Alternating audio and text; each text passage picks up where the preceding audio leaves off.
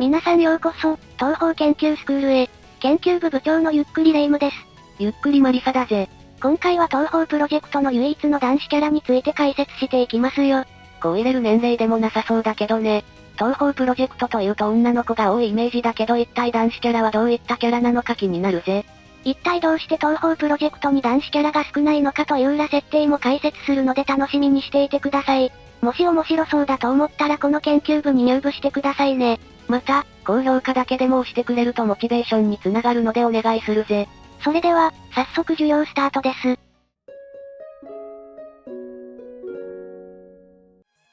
さて、まず紹介するのは東方プロジェクトの書籍で主に活躍する森近凛之介です。森近凛之介は、古道具や光林堂の店主なのです。東方の主要人物でおそらく唯一となる男性キャラクターかつ男性主人公です。幻想郷が白霊大結界で隔離される以前より生きていると考えられ、それが正しければ少なくとも120年以上は生きていることになりますね。レ夢ムやマリサの何倍も生きていると本人も言ってるしな。魔法の森近くにある古道具屋光林堂の店主なのですが、もともとは大手道具屋の霧雨マリサの実家で学んでいました。東方部門式によれば、光林堂は幻想郷では唯一、外の世界の道具も、妖怪の道具も、冥界の道具も、魔法の道具も全て扱う道具屋であり、逆であれば人間、妖怪ともに拒まれることなく利用できるようですね。とはいえ、道具のほとんどは拾ってきたもののようです。存在が明らかになっている主な商品を挙げると、本、コンピューター、ティーカップ、人玉刀、携帯型音楽再生機、ゲーム機、コーラ、鳥居が刻まれた印鉄、読み上げるの疲れたので以下略、最後まで頑張りなさいよ。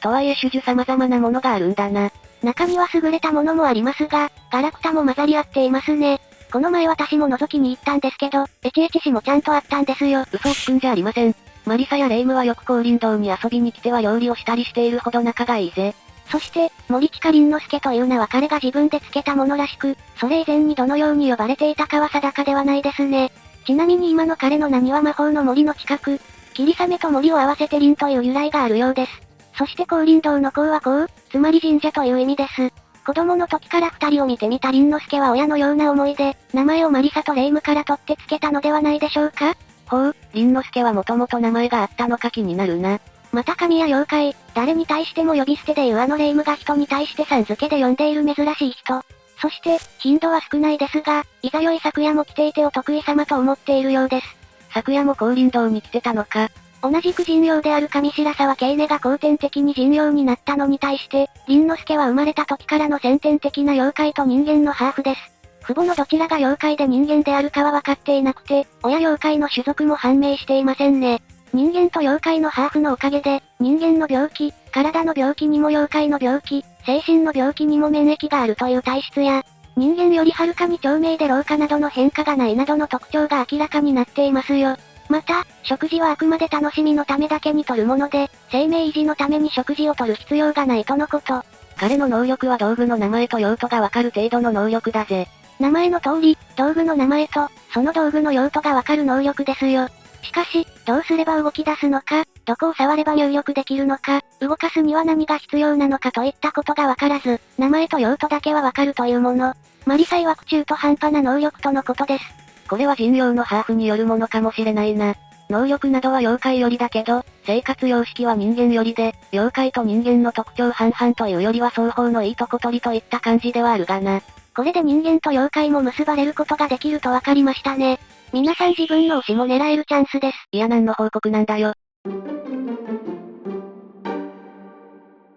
さて、次に紹介するのは、東方精錬戦ステージ3ボスで、桃色の雲の体でできた入道の妖怪で雲井一輪のパートナー雲山です。雲で覆われた人間の老人男性のような頭と、人間と同じ形の拳を持ち、それ以外の体のパーツを表したことはないとのこと。ちなみに顔のデザインは、雲ゆえか初登場の精錬戦内でも立ち絵と弾幕時の2つの場面でデザインが大きく異なっていて、安定していませんね。ということは雲の形によっては小栗旬並みにハンサムになることもあるのか？ 0.16% の確率であるようですよ。いやそんなわけないでしょ。それはさておき、雲山は頑固親父で、無口。まさに時代親父です。しかし根は優しく、曲がったことが嫌いで正々堂々としているものを好むようですね。一輪曰く雲山が嘘をつくはずがないというほどなのでかなりの正直者なことがわかりますね。入道を使う程度の能力を持つ入道使いの妖怪雲井一輪に刺激される形で登場。一輪とは常にコンビを組んでいて、弾幕勝負も彼女の弾幕の一部として参加しています。今のところ雲山単体では出演していませんね。見た目通り男性であり、東宝プロジェクト作品では森近凛之介に続いて史上2人目の公式イラストを持つ男性キャラクターです。そして、シリーズ史上初正式に弾幕ごっこに参加した男性キャラクターでもあるんですよ。そういえば、初の男キャラで弾幕を打ってくるよな。まだ序盤の3面にしては雲山の弾幕めちゃくちゃ強かったし。そういえば、なんで東宝では男子キャラは弾幕に参加しないんだ？それについてはズンさんが正式に答えています。霊夢たちが日々繰り広げているのはあくまで弾幕ごっこであり、女の子がする遊びでしかないため、そこに大人の男が介入してしまっては遊びでなくなってしまうからとのこと。そのため、弾幕ごっこではない日常を描くという今までとはナンセンスなのですよ。つまり、ズンさんの世界観に対する考えによるものが強いですね。確かに男子キャラが、カメハメハみたいなごつすぎる技使ったら一発で終わりだもんな。正直東宝の女の子キャラでも他作品の男子キャラに勝てそうな感じしますけどね。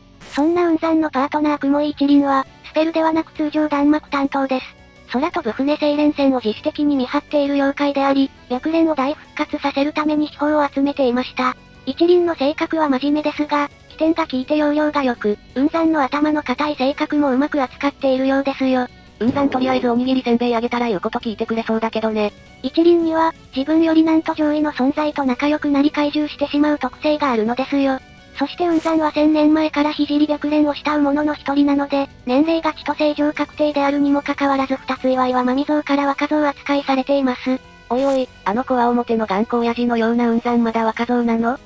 ということは時事書タッコ？意味不明な言葉作るんじゃありません。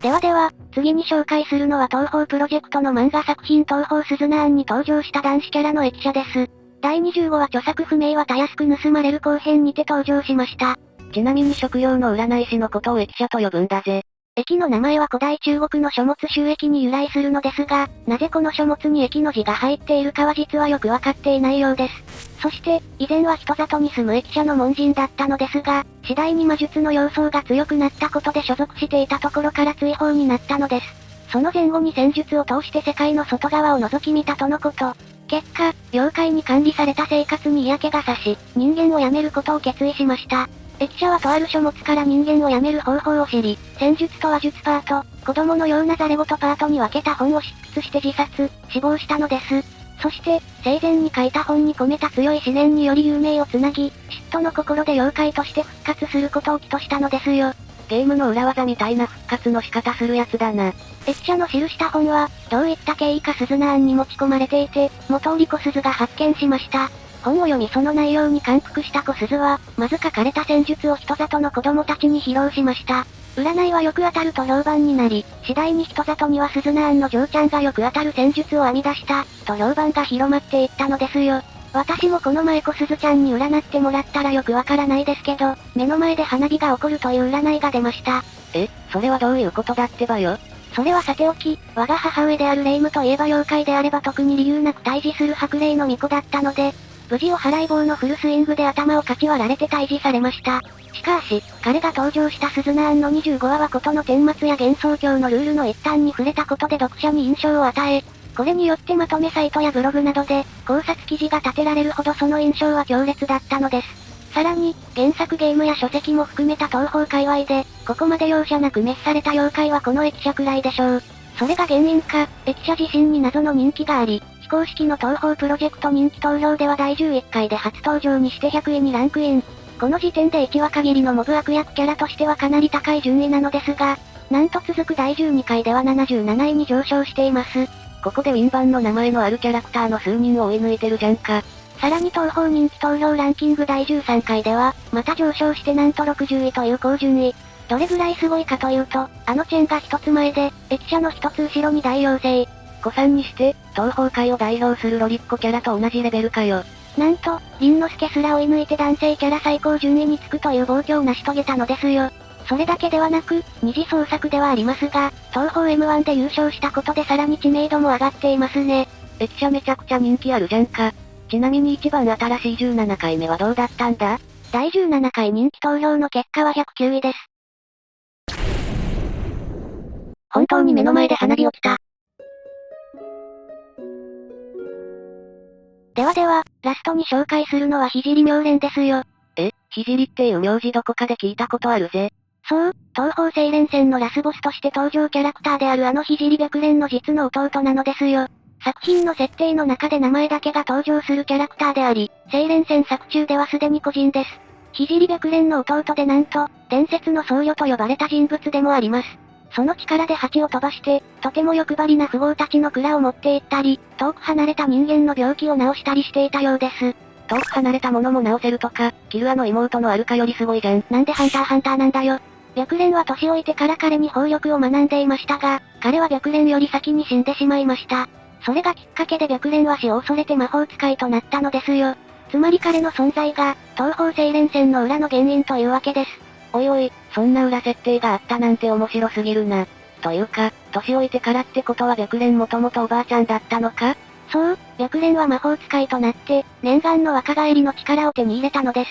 ほう、年老いてからも魔法使いとなれば若返ることが可能なのか。あと妙蓮の名前であのお寺のことに気づいた方はさすが我が生徒ですね。そう、妙蓮寺の名は彼にちなんで白蓮がつけたのですよ。妙蓮寺って弟の名前から取っていたのかよ。ちなみに、魂魄陽気と同様に設定のみ存在する男性キャラクターであり、公式の立ち絵などは存在しません。二次創作においては、陽気がある程度独自の立ち位置を得ているのに対し、聖妙蓮を直接扱った二次創作は非常に少ないですね。白蓮の弟ならかなりの美男子なので増えてほしいですね。この裏設定があまり知られていないのが理由か、少し話が重いからだろうな。そんな妙蓮は、平安時代に作られた絵巻物四季山演義の主人公である四季山中高の祖、妙蓮上人がモチーフであると思われますね。また、四季山演義ではこの妙蓮の他ヒクラや、白蓮の元ネタと思われる妙蓮上人の姉、尼子など聖蓮戦に関係の深いものが登場します。さらに奈良県生駒郡の四季山にある長後孫子寺の本尊は毘沙門天なのですよ。